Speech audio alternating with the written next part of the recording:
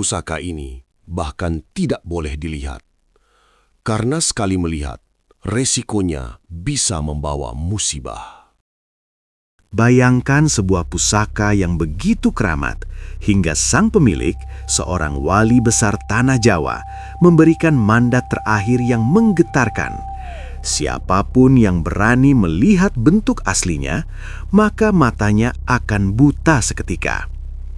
500 tahun telah berlalu, dan wasiat itu masih dijaga dengan ketakutan sekaligus cinta di sebuah sudut sunyi di Kadilangu. Di bawah langit Demak yang menyimpan rahasia berabad-abad, nama Raden Mas Said atau yang lebih kita kenal sebagai Sunan Kalijaga bukan sekadar nama dalam buku sejarah.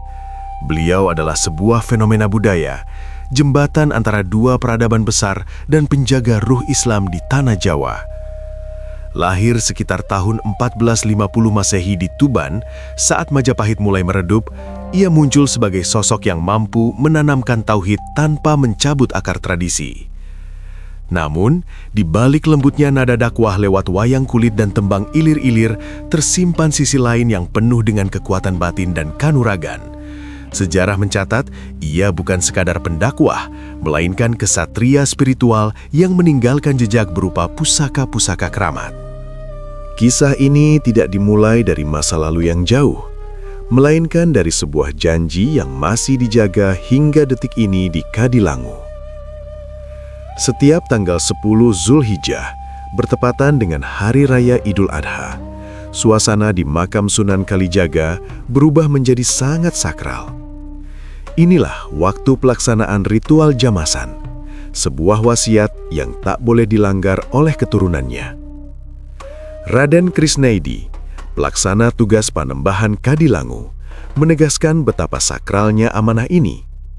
Meski dunia dilanda huru-hara atau pandemi sekalipun, ritual ini tak pernah surut. Ada sebuah kutipan kuno dari Sang Sunan yang terus bergema di sanubari para ahli warisnya. Saklungone sun rumato pusoko iku, ojo wani ngulinangi dapur miwah tangguhe. Yen nganti surup, mesti ngenopopo tanpo netro. Artinya, sepeninggalku, rawatlah pusaka itu. Jangan berani melihat bentuk dan ciri-cirinya. Jika sampai terlihat, pasti akan tertimpa musibah buta mata. Wasiat ini bukan sekedar ancaman, melainkan pengingat akan batas antara manusia dan kekuatan batin yang besar. Itulah sebabnya saat prosesi menjamas, tim petugas harus menutup mata. Mereka hanya mengandalkan indera peraba, merendam tangan ke dalam bokor minyak jamas, dan melumasi pusaka tersebut dalam kegelapan batin. Sebuah pertemuan antara fisik dan metafisik yang terjaga selama ratusan tahun. Salah satu pusaka yang paling melegenda adalah Rompi Onto Kusumo. Kisahnya bermula dari sebuah pagebluk, wabah penyakit yang luar biasa dahsyat di sepanjang pantai selatan Jawa. Dalam narasi tutur sejarah, wabah ini bukan sekadar penyakit medis, melainkan manifestasi dari gejolak kekuatan Laut Selatan yang dipimpin oleh Kanjeng Nyai Ratu Kidul. Sunan Kalijaga sebagai penjaga wilayah tersebut tidak tinggal diam.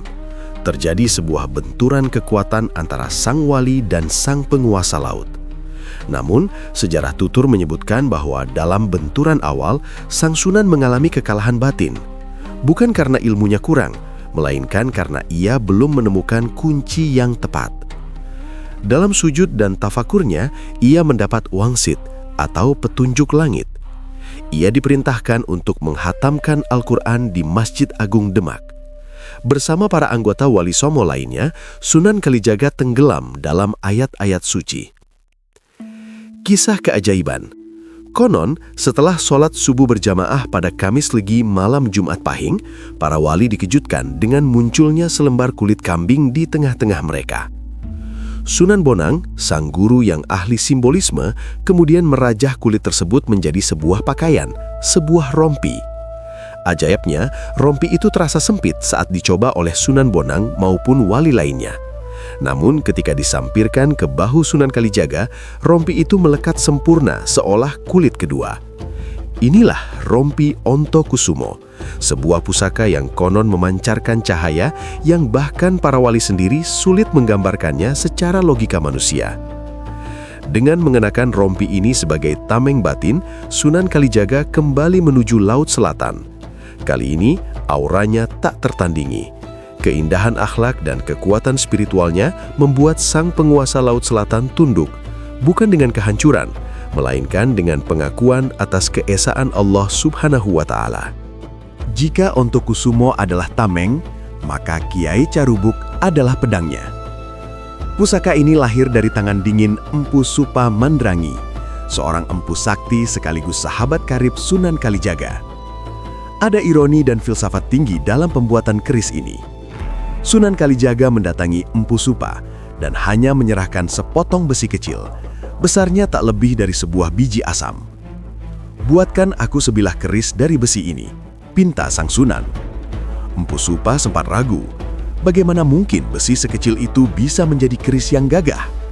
Namun saat tangan sang empu menyentuh besi tersebut, ia tersentak. Besi itu memiliki bobot yang tidak masuk akal, sangat berat, seolah menyimpan massa dari seluruh gunung di tanah Jawa.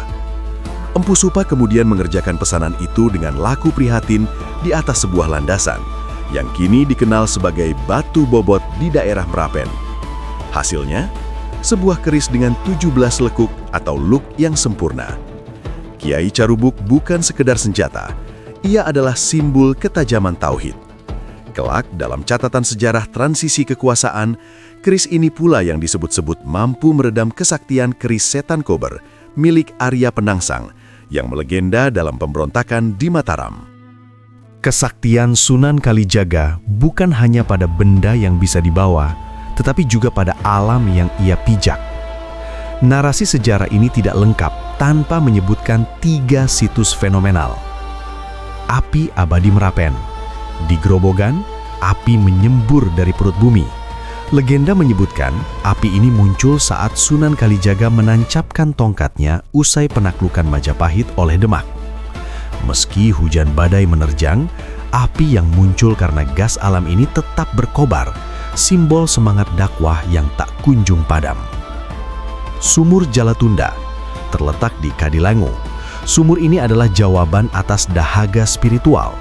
Sunan Kalijaga menancapkan tongkatnya untuk mencari mata air guna bersuci atau wudhu bagi para wali. Hingga kini, airnya dianggap membawa berkah dan ketenangan bagi mereka yang berkunjung. Batu Bobot. Inilah saksi bisu keajaiban pembuatan Kiai Carubuk. Batu ini ditinggalkan di Merapen karena beratnya yang luar biasa. Ia menjadi monumen nyata bahwa sesuatu yang besar seringkali dimulai dari hal yang kecil, seperti besi sebesar biji asam. Melihat sosok Sunan Kalijaga adalah melihat bagaimana Islam masuk ke Nusantara dengan cara yang sangat elegan. Ia tidak menghancurkan wayang, ia mengubah ceritanya. Ia tidak membuang keris, ia memberi makna baru pada bilahnya. Melalui 5 pusaka ini, rompi Ontokusumo, keris Kiai Carubuk, api Merapen, sumur Jalatunda, dan batu bobot, kita belajar bahwa kekuatan sejati tidak terletak pada besi atau kainnya, melainkan pada kedekatan sang pemilik dengan sang pencipta. Sunan Kalijaga meninggal pada tahun 1513 Masehi dan dimakamkan di Kadilango. Namun, napas perjuangannya, aroma mistis dari pusakanya, dan cahaya kearifannya akan terus menyinari kebudayaan Jawa hingga ratusan tahun ke depan.